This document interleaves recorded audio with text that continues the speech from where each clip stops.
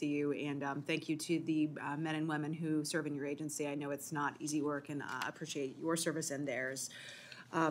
One of my top concerns with the crisis we're seeing at our southern border is that we know that individuals on the terror watch list, sex offenders, some of these transnational gang members, drug traffickers, human traffickers, the list goes on and on of the bad people with violent criminal histories that we are seeing come into our country. They've exploited that weakness at our southern border, and even the Chinese Communist Party is taking advantage of it too. So my question to you is, are there times of year when ICE experiences increases in the number of investigations or removals of these types of criminals specifically, or surges, or times where you see more criminals that then you are having to deploy agents into the Homeland to focus on those removals? So, at least from an HSI perspective, it's always critically important that they focus on these individuals that pose a national security threat. So we have a cadre of seasoned agents who do nothing but work those types of cases. You know, oftentimes their focus is on the criminal aspect of it. You know, the removal and sort of administrative piece is sort of secondary. And, you know, once these individuals are finished their sentences, they would be referred to ERO or put in removal proceedings for removal. With the flow along the southwest border, we have been focusing on, you know, some of the unusual populations, folks that typically we don't typically see coming across, and just making sure that we have a good response to them, and designating some number of detention beds for those individuals as well. Right, and obviously we've seen that number significantly increase. How are you communicating with our state and local tribal territorial law enforcement on these issues, especially in maybe rural communities like mine? Because obviously, you know, you talked a lot about the flows into some of the more populated areas, but it is an impact in states like mine as well.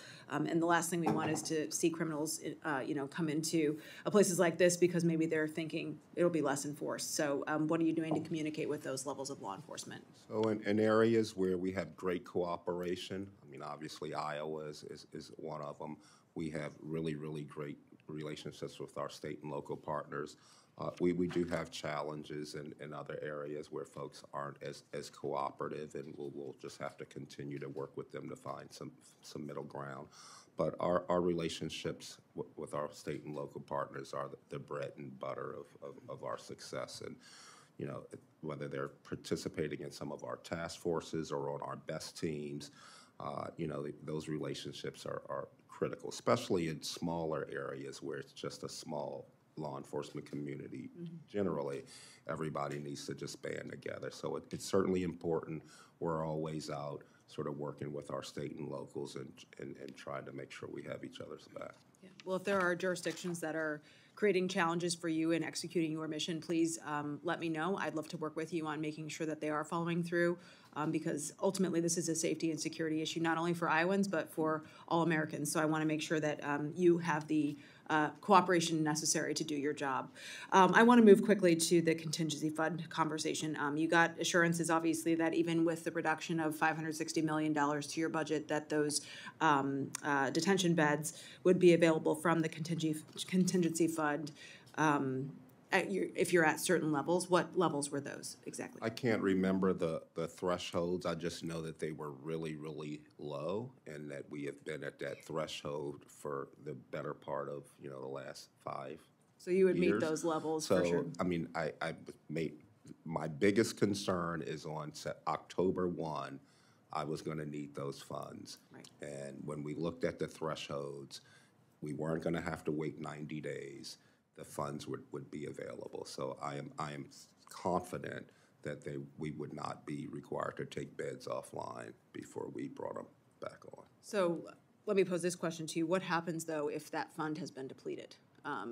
Does that mean that you would not have the necessary resources to expand the beds you need?